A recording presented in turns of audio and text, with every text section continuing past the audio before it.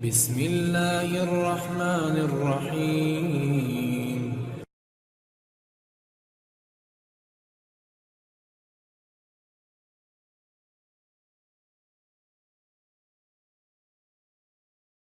عليكم ورحمة الله وبركاته. إن الحمد لله نحمده ونستعينه ونستغفره ونعوذ بالله من شرور أنفسنا ومن سيئات أعمالنا. من يهده الله فلا مضل له ومن يضلل فلا هادي له. أشهد أن لا إله إلا الله وحده لا شريك له وأشهد أن محمدا عبده ورسوله. أما بعد. يا أيها الناس اتقوا ربكم الذي خلقكم من نفس واحدة وخلق منها زوجها وبث منهما رجالا كثيرا ونساء واتقوا الله الذي تساءلون به والأرحام إن الله كان عليكم رقيبا.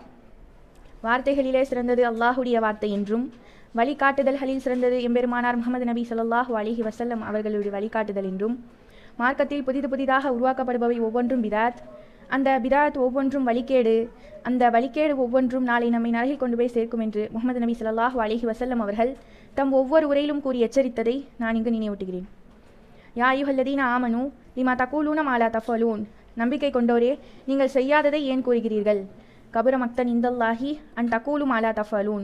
நீங்கள் செய்யாததை கூறுவது அல்லாஹ்விடத்தில் மிகவும் வெறுப்புக்குரியதாக உள்ளது என்ற இறைவசனங்களை நினைவு கூர்ந்தவளாய் என்னுடைய இந்த உரையை ஆரம்பம் செய்கிறேன். உங்களுக்கு மத்தியில் நான் பேச வந்துள்ள தலைப்பு உணரப்படாத தீமைகள்.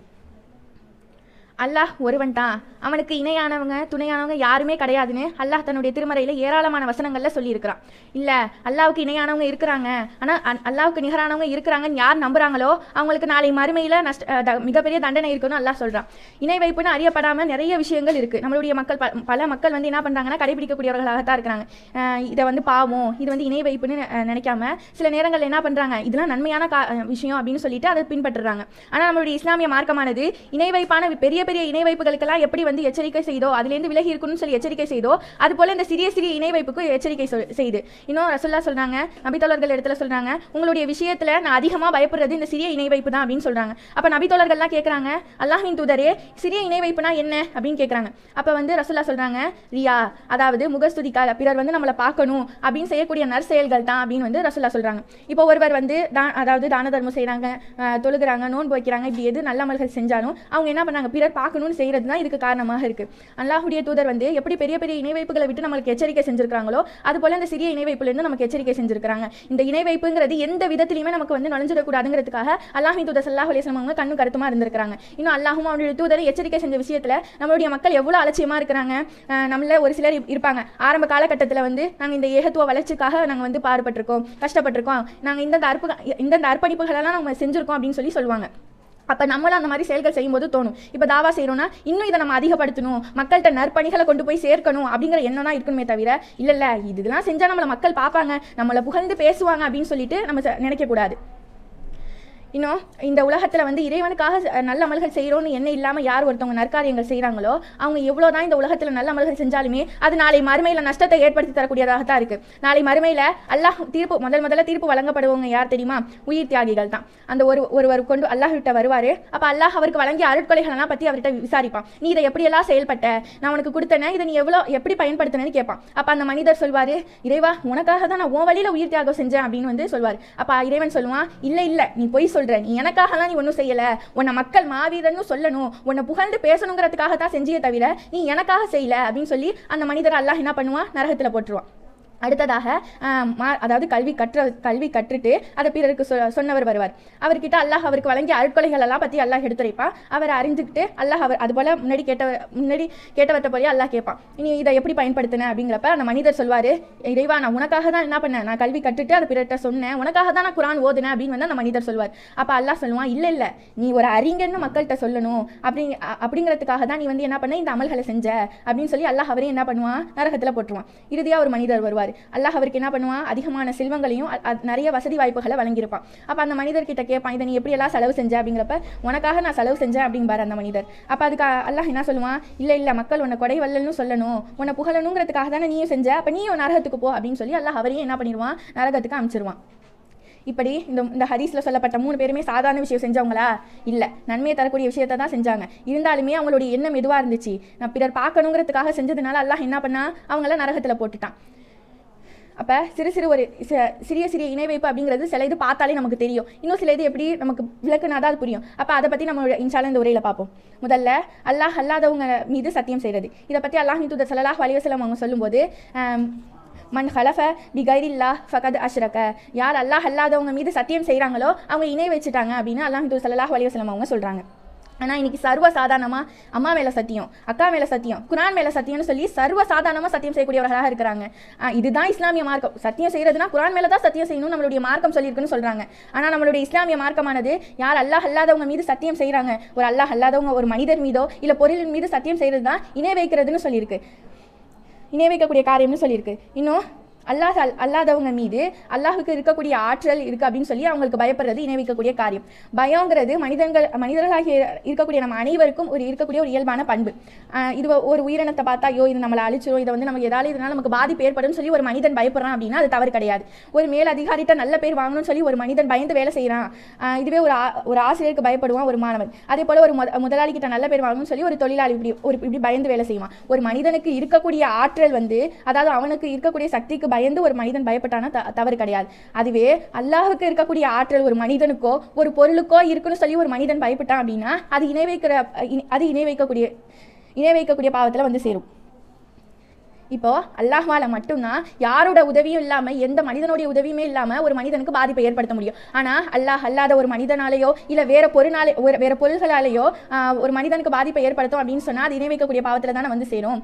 இப்போ வந்து முஸ்லீம்களாக இருந்தாலும் சரி, முஸ்லீம் அல்லாதவர்களாக இருந்தாலும் சரி, அவங்களுடைய அறியாமையினால என்ன பண்ணுவாங்கன்னா திருஷ்டி கழிப்பாங்க. அதுக்கு என்னென்ன பொருள்கள் எல்லாம் பயன்படுத்துவாங்க, அது கல்லுப்பு, மிளகா, பூசணிக்காய், இந்த மாதிரி பொருள்கள் எல்லாம் பயன்படுத்துவாங்க. அதெல்லாம் வந்து என்ன பண்ணுவாங்கன்னா திருஷ்டி கழிச்சு ரோட்டில் போட்டுருவாங்க. அப்போ அது யார் தாண்டி செல்றாங்களோ அதனால வந்து நமக்கு பாதிப்பு ஏற்பட்டுரும் அப்படின்னு சொல்லி ஒரு மனிதன் வந்து என்ன பண்ணுவான்னா நினைப்பான்.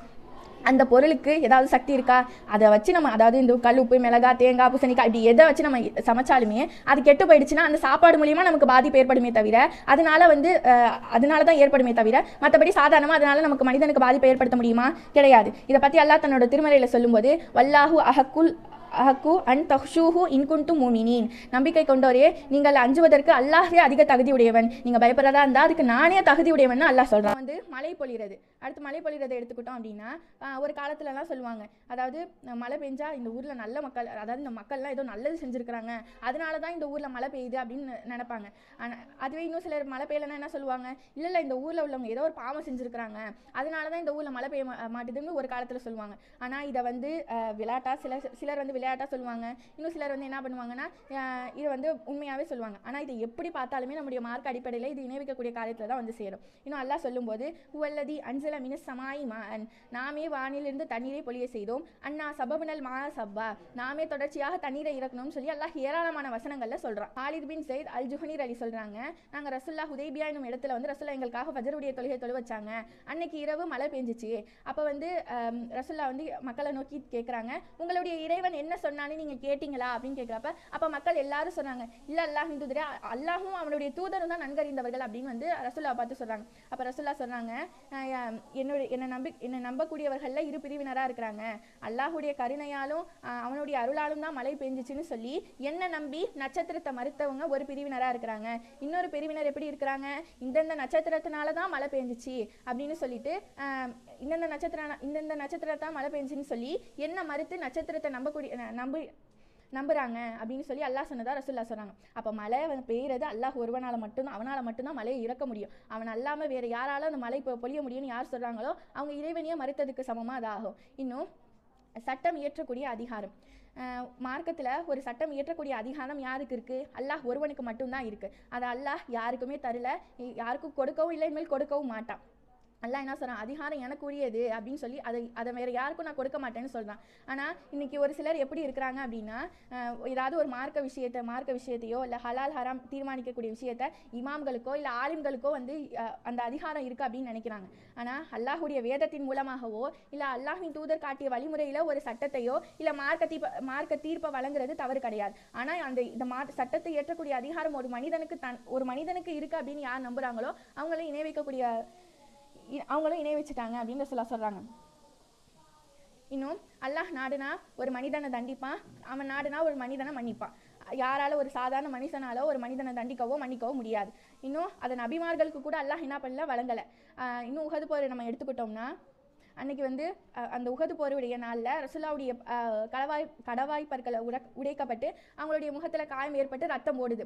அப்போ ரசூலுல்லாஹ் அவங்களுடைய வேதனை தாங்க முடியாமல் என்ன சொன்னாங்க, என்னுடைய முகத்தில் அதாவது நபியுடைய முகத்திலே காயத்தை ஏற்படுத்தினவங்க வெற்றி அடைந்துடுவாங்களா அப்படின்னு சொல்லி ரசூலுல்லாஹ் கோவத்தில் கேட்கும்போது அல்லாஹ் அதை கண்டித்து ஒரு வசனத்தை இழக்கிறான். முகமதே, உனக்கு அதிகாரத்தில் எதுவும் கிடையாது, நான் நாடுனா நான் அவங்கள மன்னிப்பேன், நான் நாடுனா அவங்கள நான் தண்டிப்பேன் அப்படின்னு சொல்லிட்டு அல்லாஹ் சொல்றான். ரசூலுல்லாஹ் நினைப்பாங்களா அல்லாஹுடைய அதிகாரம் அவங்களுக்கு இருக்குன்னு நினைப்பாங்களா?